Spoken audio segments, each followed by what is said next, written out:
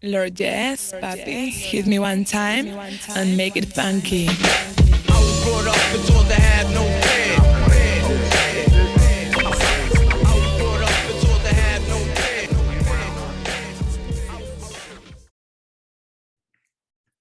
Welcome to another episode of the Full Circle Show podcast. I'm one of your hosts, David Roberts, along with the OG, Dr. Neal Holmes. Dr. Holmes, on the last episode, we were talking about, the U.S.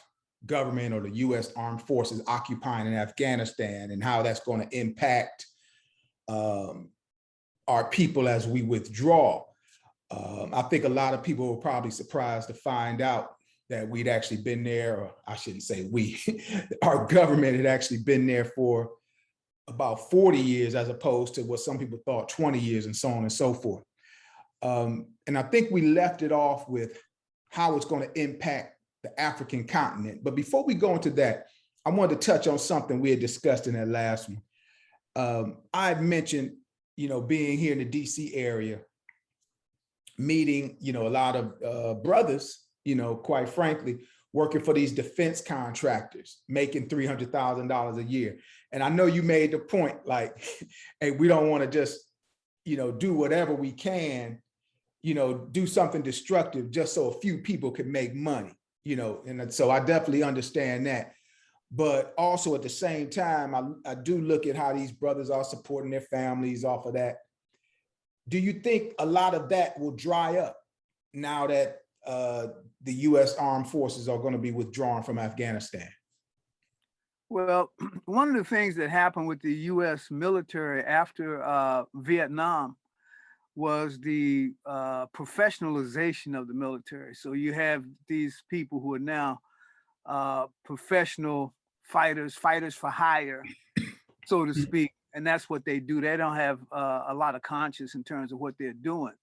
And they have plenty of places to go. And we have Africa as a aspect of that. But one thing we also should know is that there's a what they call in international affairs terms blowback from all of these places. And blowback are those things that you feel domestically from what you're doing internationally. So in fact, when the 9/11 event itself was a matter of blowback from bin Laden's group, at least that's what we are told. And these were people who had been trained initially by US CIA, etc. So that's blowback. No one thought that when they were training and getting these jihadist groups involved in toppling another government, that they in fact would go back to attack the United States. One of the elements of blowback that we are seeing is that we see a lot of the, if we go back to the January 6th event, right, where that was an attempt to actually overturn an election. And you had a lot of, quite a few military, white military folks involved. One of the things that happened because of, and we're not just talking about Afghanistan, but we're also talking about Iraq and what we call the greater Middle East, this like ongoing war all over. Right. That's been going on and on and on without stop, is that a number of people have declined to serve in the military. So you have people going back fighting 4 and 5 stints of duty, terms of duty, as opposed to like World War II or even Vietnam, where you go in, you do one turn and that's it. And so one of the things that happened is that there used to be a fairly rigorous way of testing and weeding out some of the white supremacists, but that was laid aside because so many other people stopped going into the military. And so the white supremacists were able to flourish inside the military, being able to stack up arms, steal arms. And so one of the blowbacks that we're feeling now, seeing now inside the United States, is this heavily armed, fairly well-trained group of people who want to impose, what we call, many of us call fascism on the rest of the country. So, and particularly on Black folks. So, so this is one of the consequences that we are seeing. And in fact, one of the people who was one of the top leaders, military leaders uh, um, in Afghanistan, U.S. top military leader, uh, later became a Trump advisor, and he was openly calling for a coup, pretty much a coup d'état, in terms of this country. So that's General Flynn. So it was so it's that kind of talk and that kind of action would probably have not metastasized is the word I want to use if there hadn't been this ongoing war all over the larger Middle East, because Afghanistan itself is not really in what we call the Middle East, it's in Central Asia, but it's the larger Middle East in terms of a kind of a geopolitical and theater of a war sort of piece. Let me touch on a piece you said before you go on. You mentioned less people wanting to go into the military. And I'm wondering, like in the 90s, they started talking about don't ask, don't tell. And then eventually, I think the rules against gays in the military were lifted. I mean, I'm not even sure. But do you think that movement came about more so out of desperation as opposed to really feeling that it's wrong to discriminate and keep gays out of the military? Well, I think it's a little bit of both. You needed human power, people power, but also there were changes domestically in terms of how we think in terms of gay people and others in the military. Now, one of the groups that one interesting is that by the time you get to Iraq, the group that's was one of the heaviest in terms of enlistment was actually Black women. So Black women are going into the military in pretty big numbers compared to their position in the population. And and especially among women enlistees, they were the top number. So we see also, because we're seeing changes within the makeup of the Black community in the United States and how it's operating, we're also seeing gender differences in terms of how we're going into the military. And again, also because there's been such a heavy criminalization of the Black male, a lot of Black men are not eligible itself for military duty because they have these early felonies, you get them when you're a teenager and stuff like that. And so there's a whole complication of things. But basically, you have a military that's now, when I was coming up, and I'm from that boomer generation, there was everyone signed up, or all men signed up for selective service duty. And it was considered something that almost everyone did, especially in the Black community. And you also, by Vietnam, you had drafting and, drafted. And so you had a broader base of people in the military who serve less or serve shorter terms. Right. And so you had people who understood how the military operated. Now you have only a handful of people who have this military operation. And one of the things that's interesting is that hardly any of the past 4, 5, or 6 presidents we've have done any military time, and yet they are all still in the military here and there. Biden hasn't done any military time, I don't believe, and Trump definitely didn't. Obama didn't. Clinton didn't. And so we can go back, possibly the elder George Bush was. And George Bush, the younger George Bush, did reserve time.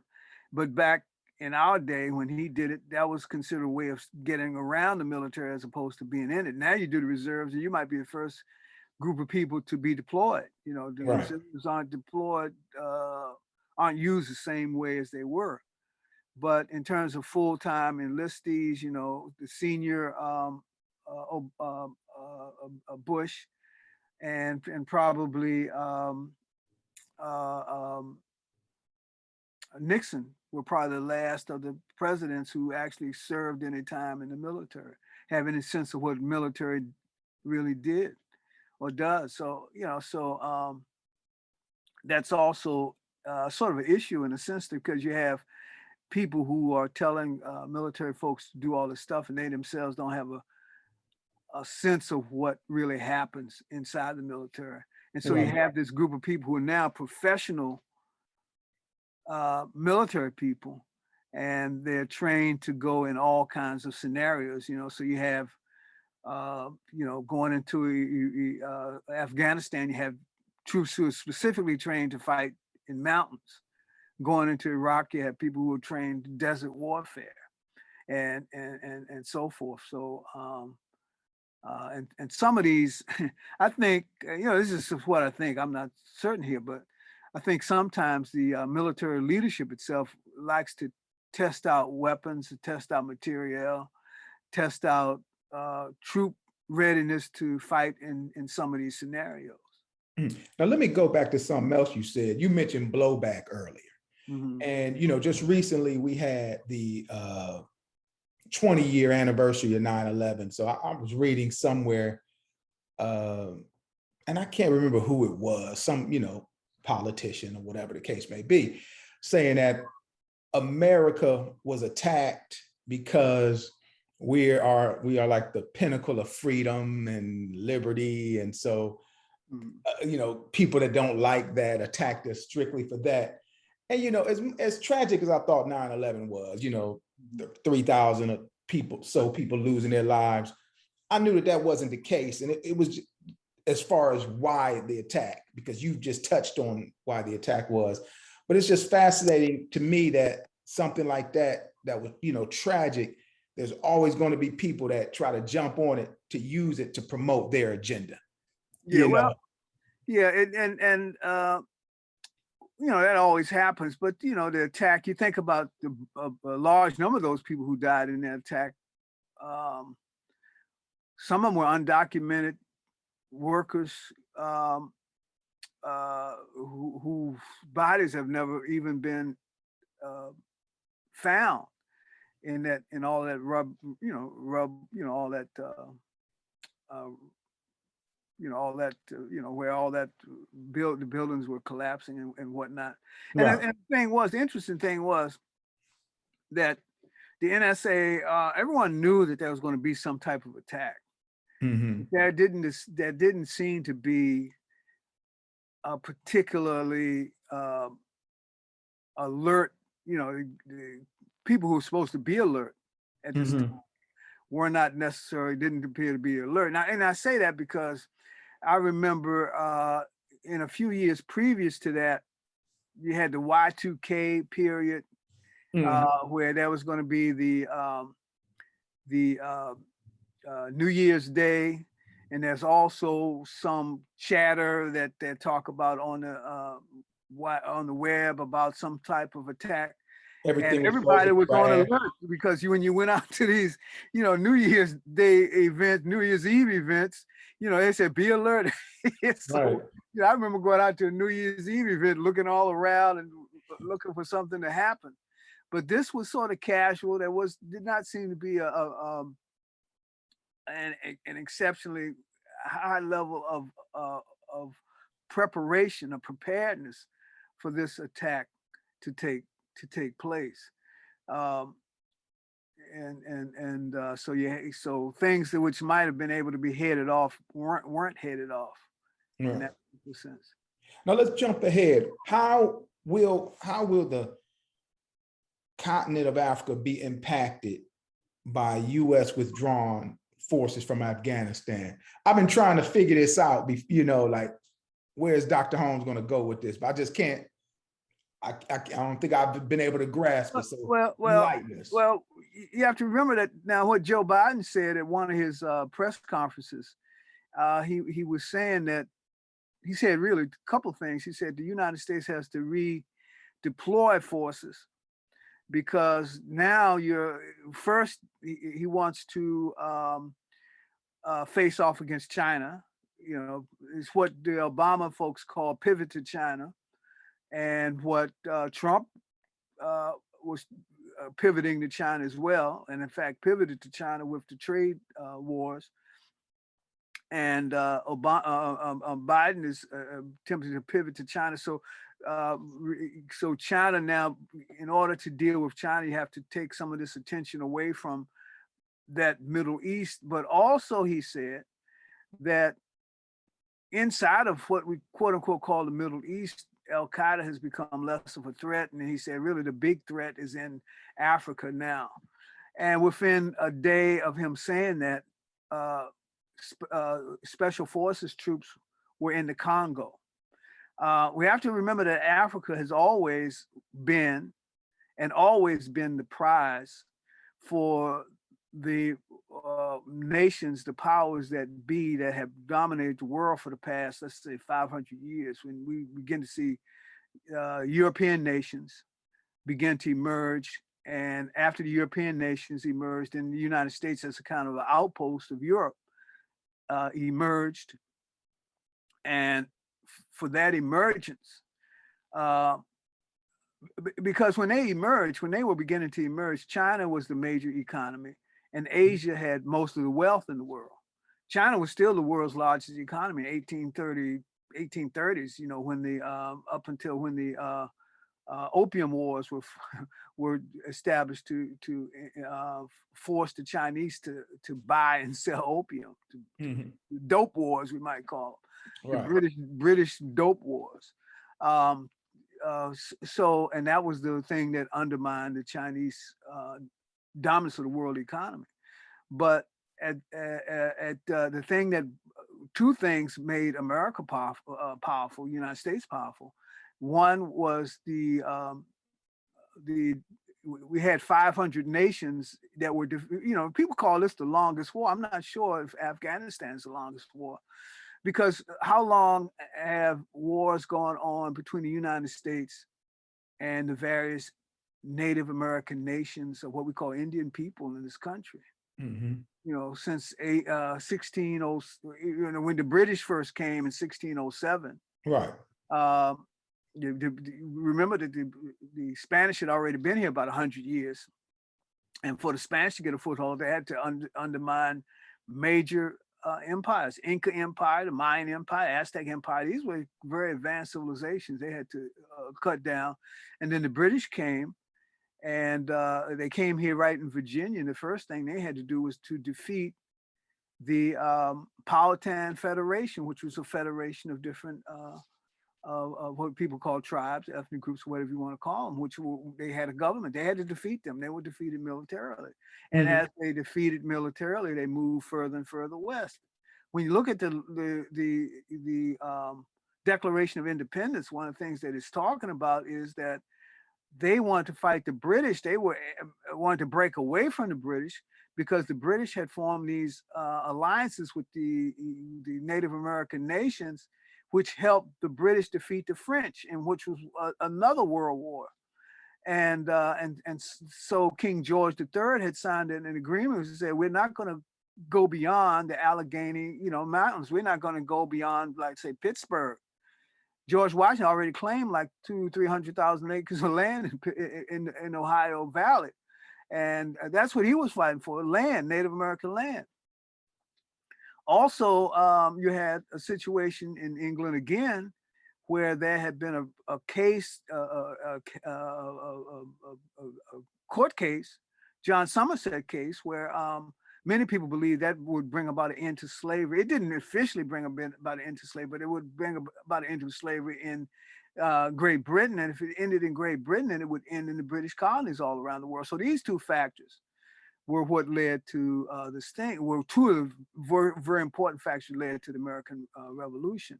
Let me make sure I'm understanding. You were saying two things made America powerful. Was it one, defeating the Native American tribes. Yeah, and taking all that land. All that land. From And what's sea number to shining sea. Remember, we're talking about sea to shining sea. And for sea to shining sea used to be all Native American land.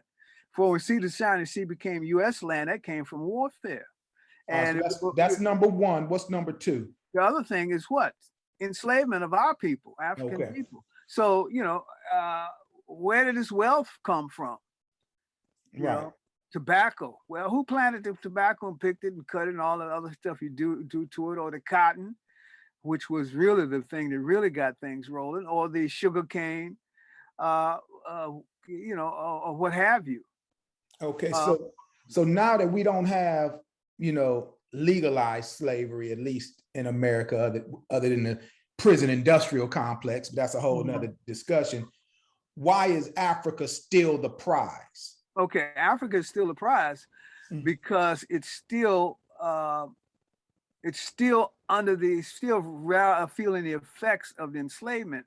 And if you look at this system that we have, which we call capitalism, economic system, it grew out completely out of slavery. I mean, out of slavery, not completely, but it includes within itself aspects of slavery. So I'd encourage everyone to read a couple of books. One is How Europe Underdeveloped Africa by Walter Rodney, and Capitalism and Slavery by Williams. These are two books by two Black scholars that really kind of show kind of this relationship. Now, why is Africa today necessary? Well, one of the aspects of this, even feeling the results of this enslavement, is the fact that the least developed, what we call the LDCs, the least developed countries in the entire world are African countries. And even as poor as Afghanistan is, there's many African countries that are below it, where people are working on average for less than $2 a day. So if you can find a workforce that can work for $2 a day or less on average, then you can make lots and lots of money. And on top of that, what are they going to be doing? They're going to, in Africa, you have the bulk of the 200 top minerals that are necessary for a modern economy and a modern warfare. We wouldn't even be able to do this show without the coltan that comes out of Congo. And people are literally dying to dig that coltan out. They're starving, hardly eating, and they're digging that stuff out. They go into these $1,000 phones, which are nothing more than little computers we're in our pockets. Like we said last time, the uranium that ended up in the bombs that were dropped on Nagasaki and Hiroshima in Japan back in World War II came out of, again, the Congo, which had the purest uranium in the world. And it still does, you know. So the lithium that we need for batteries largely comes out of Africa, and we can go on and on and on. Right. So the titanium that you need for the jets that run at hyper supersonic speed, and for the missiles that you launch and go, some of these things, some of these materials, some of the things we've launched are now going to interstellar space, and they're going to interstellar space using materials out of Africa, which are being dug by people out of the ground, out of people who making $1 a day or less in many cases. Now, if we're already getting those resources, or those resources are already being extracted from other countries, how will the U.S. withdrawing forces from Afghanistan, do you think it will ramp up those efforts? Well, because you have to keep Africa in a situation, you have to keep Africa in a state of poverty, and you have to keep Africa divided. You have to remember that when independence first came to Africa, we had some giants.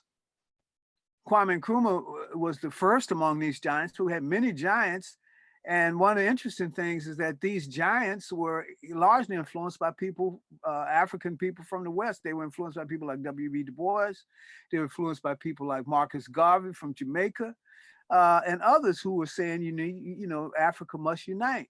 They also, so this idea of what we call Pan-Africanism, the idea that there must be unity in Africa, there must be an end to imperialism, which means the end to people extracting our resources and not paying for them at any reasonable price, and where we begin to develop these resources domestically ourselves. And also development of a economic system that no longer relies upon this capitalist method of having this extremely cheap labor and where you have to sell your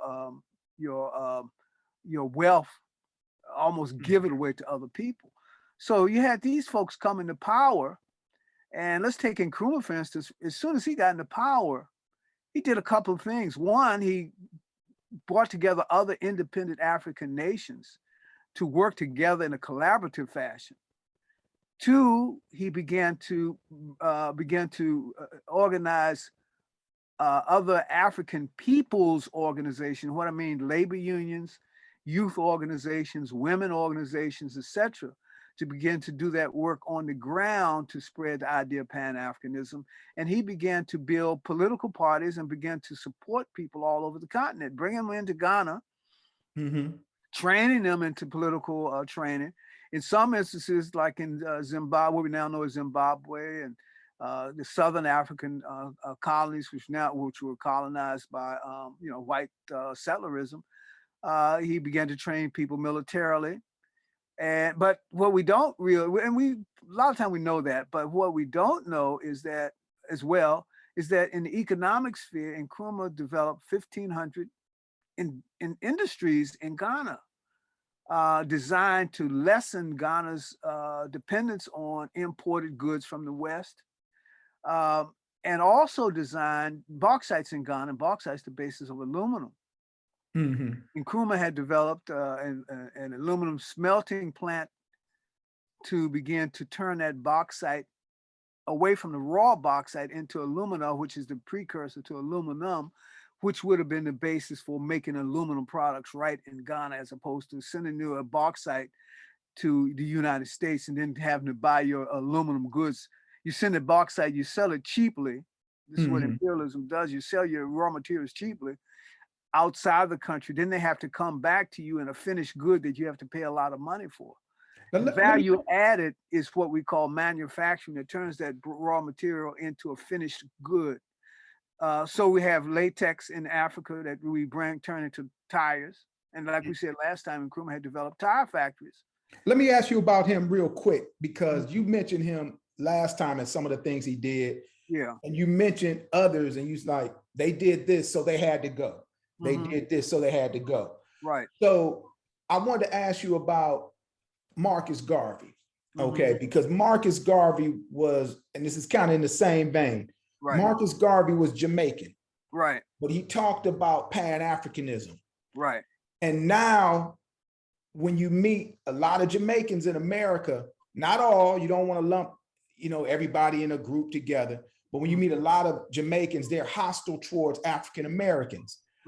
Was that a reaction to Marcus Garvey? Like, in other words, Marcus Garvey was trying to unite people. So were there other political influences that did not like his movement that went into Jamaica and spread propaganda so that when Jamaicans do come here, they have a certain feeling about African Americans, some of them? Well, what happens is that, we talk about the Pan-African idea, and not just idea, but Pan-African practice and Pan-African movement. And the Pan-African idea, practice, and movement is designed to unify people, because the division of people was what was necessary in order to to facilitate slavery, facilitate colonialism. Exactly. So what has happened is that the powers that be have developed an ideological frame of mind and supported inside of our people, and a political and a practice which is divisive, which in order to gain favor from whites, someone will come in and say, well, I'm not like the so-called African American, I'm more like you, white man. Or the so-called African American can go to Africa, right, and be in the service of what we call AFRICOM, African military, U.S. military fighting. It's all over Africa, designed to subjugate Africa, and say, well, I'm not like these people, I'm like you, white man. You understand what I'm saying? So right. It's all over. It's all throughout the African world. Right. And we have to fight it because it's basically a way of sucking up to other people and bowing down and kneeling down, although people think they're doing, they're showing some level that they're being superior, being, higher on the, on the totem pole. On the totem pole, so to speak. Exactly. It's a good term for it, because that's totem pole represents a particular tribe. Right. Exactly. So tribalism is an ideology, this thing that says that you have to get your particular group is better than another particular group. Therefore, you cannot unite. You have to subjugate somebody else that looks like you. Mm-hmm. But in the meantime of subjugating someone else that looks like you, you are also subordinating yourself to someone that you could struggle against successfully if you united with that person that you're trying to subjugate in the interest of that person who's subordinating you. You understand what I'm saying? Right. So people who come with this idea, whether they're from the United States or from one of the islands or from Africa, or wherever they're from, they're Black, they come with this idea that my group is better than your group. My group knows then what they're all doing is servicing what some people call white supremacy. We would call it capitalism, which has within it this racist ideology is part and parcel of it, because it grew out of slavery itself. It's interesting that I saw a quote one time by Booker T. Washington, where he was talking about Native Americans. Mm-hmm. He was basically saying almost like they're savages. Right. And we're more sophisticated. Our people, talking about African Americans or Negroes at that time, our people are a little bit more sophisticated because we've had all this contact with the white man. Like, we've gotten our sophistication from the white man, and these Native Americans hadn't. And I was so disappointed in that quote, but I also had to keep in mind the context of the times that Booker T. Washington lived in and things of that nature, because there was a lot of things he did and said that I respected, but I was disappointed to read that quote. Well, all of our leaders and whatnot have contradictions. So let's look at Booker T. Washington. Let's look at the contradiction of the HBCUs. Okay. Because Booker T. Washington's statements were largely shaped by his experience at Hampton. And so Hampton did some good things, but also did some other things. One of the things that the HBCUs did, one of their jobs was to supposedly civilize the Africans who were coming out of slavery. Mm-hmm. And we were wild people. Now, what does it mean to be wild, actually? I mean, we use that term, we throw it around. You say, oh, that guy's wild, she's wild. Mm-hmm. Okay, well, what does that really mean? Wild means independent. Right. When you see a lion in the wild, I had a colleague, a white guy who traveled, he went to Africa. White folks go to Africa, they always go on safaris. And he took some pictures of the lions in the wild.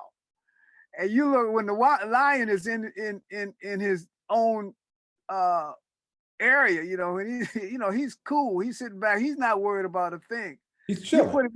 You put him in a cage. He's frantic. He's pacing back and forth. Because and people can throw stuff at them and throw peanuts at them and stuff. They can't do anything because of the bars, but you're out there in the open. You're the one that's tiptoeing. You're the one that's frantic. So in the wild, when you say somebody's wild, you're saying they're independent. Right. They're naturally in this situation where they're in charge, and it's natural to be for a human to be in charge of their own circumstance collectively, let's say. And when you say that, when you relate that to what Booker T said, it's interesting that the Native Americans could not be enslaved. They would rather die. Well, some were enslaved, but they had the advantage in the sense that they were on their own land. And when you're on your own land, it's difficult. I mean, because it was difficult to enslave us in Africa itself. We were on our own land. See, when you're on your own land and you have abundance of land, it's a little difficult. But they did it in South Africa. Yeah, but they did it to the Khoisan. Really, the length of enslavement, as what we think of as enslavement, it was there. But it wasn't what we talk about. What happened to the end wasn't enslavement, it was colonization. It was domestic colonization. It had an enslavement aspect to it. But when the Zulu defeated the British in battle, that showed them that they couldn't actually enslave people. They had to come with something else. They had to develop new. That's when they began developing, fighting the Native Americans here and fighting the Africans in Africa, South Africa and West Africa, is what led to the development of the machine gun, Maxim gun and the Gatling gun.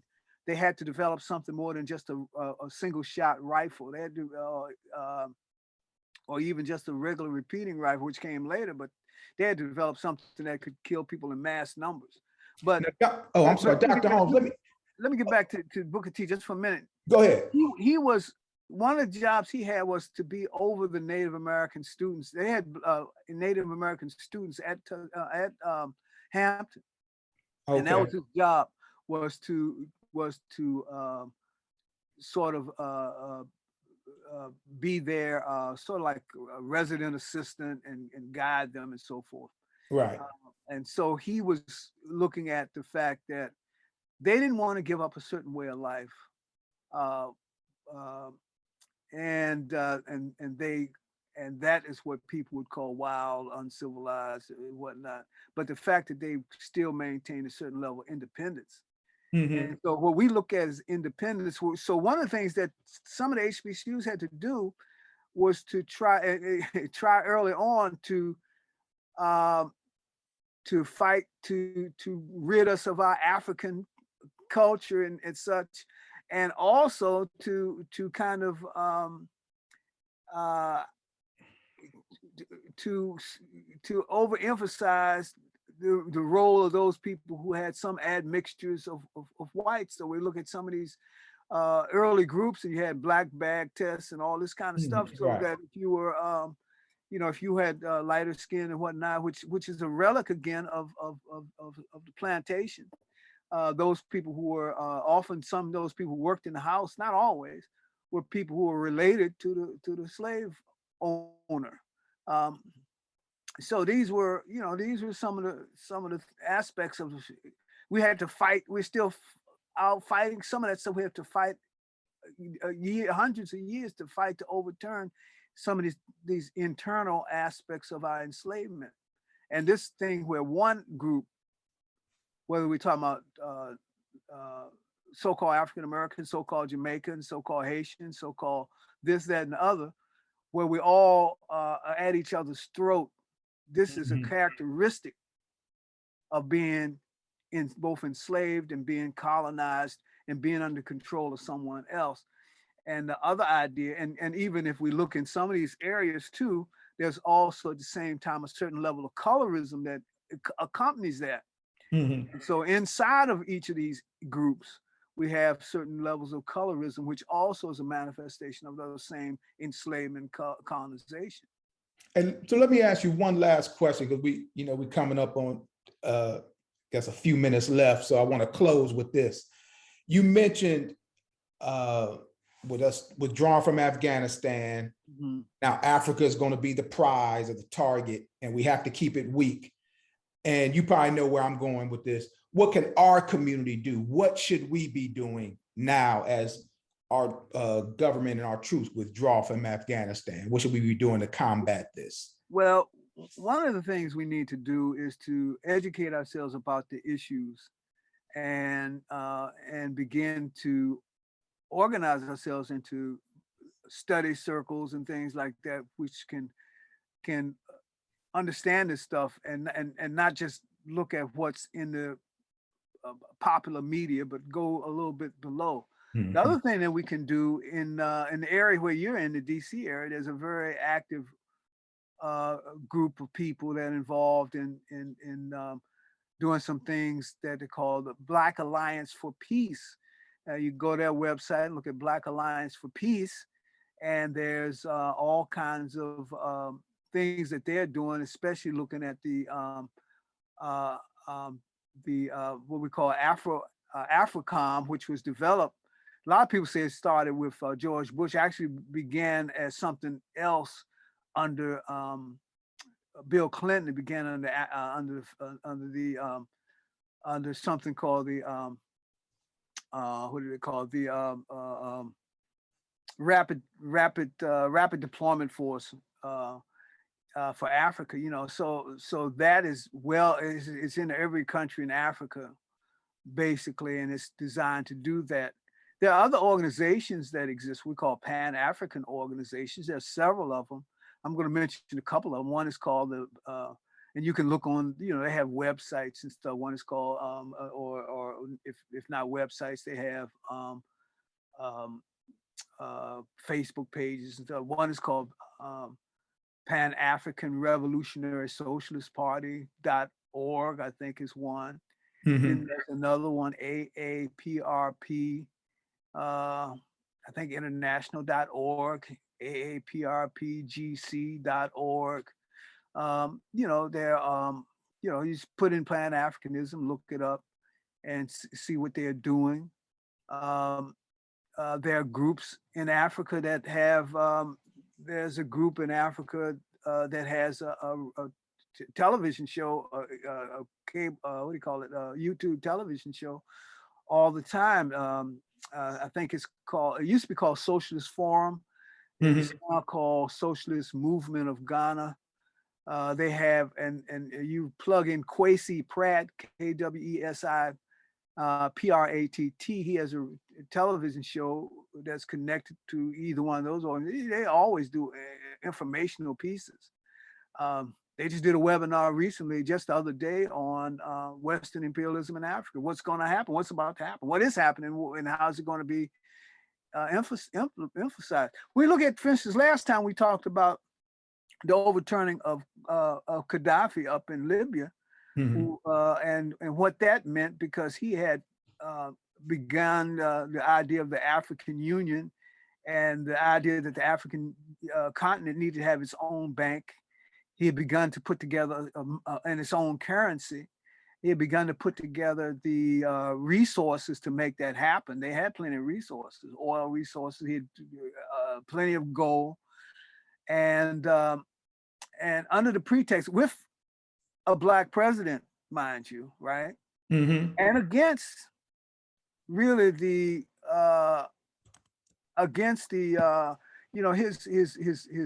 his military people said don't go in there, Mm-hmm. he was going in there to say to protect the citizens of Libya, so to speak. But there has been no rest. There's been war, ongoing war inside of Libya ever since 2011. So the past 10 years, and Blacks are not protected in Libya. They've been lynched. They've been sold openly on slave markets. Have been opened up in Libya, and oil production is down. All this kind of stuff. But see, a couple of things had happened beforehand. There had been something called the Barcelona Agreement between the European Union, the Union of European countries. They want to have a union, but they don't want us to have a union. Mhm. And many of the North African countries, and basically that agreement was saying that you North African countries can supply us with energy resources across the Mediterranean that we're going to need. And Libya was a holdout in that Barcelona agreement. Okay. And so they had to, and Libya had what is, Libya has some of the best oil in the world. It's high quality. It doesn't take a lot of refining. It's what they call a kind of a sweet oil. It doesn't need a lot of refining. And so once you get it out of the ground, and it's cheaper and easier to refine into gasoline or whatever. So he had to go for those two reasons. And once he had imprisoned a number of the jihadists, and the first thing that the U.S. had done, he had Al Qaeda people in prison, all that kind of stuff. And once the U.S. and his forces got there, let them all loose, and so they're running. And so whenever you look and you say, well, when Joe Biden says these jihadists are running all over Africa now, well, hell, you let them out of prison. And what I'm going to do, Dr. Holmes, I'm going to, like all those groups you mentioned, I'm going to pull up the information, and same thing as I did with the last one. A lot of the references you gave us, I listed them in the description of the video. Oh, okay. So that in that everyone that looks at this will have an opportunity to, actually research the information that you're giving them. So, hey, once again, I want to thank you for enlightening me, enlightening the audience. And hopefully maybe next time, because I want to continue on this subject. It won't necessarily have to be the very next one, but I do want to continue on this subject. I would like to have Brother Maurice Carney join us, who joined us before from the Congo, because people have been asking me to have him back on. So hopefully we can get him back on and get even deeper into this discussion. All right, so thanks again, brother, and I'll see you next time. Okay, you take care. All right, take it easy. Lord, yes, papi, hit me one time and make it funky. I was brought up and told to have no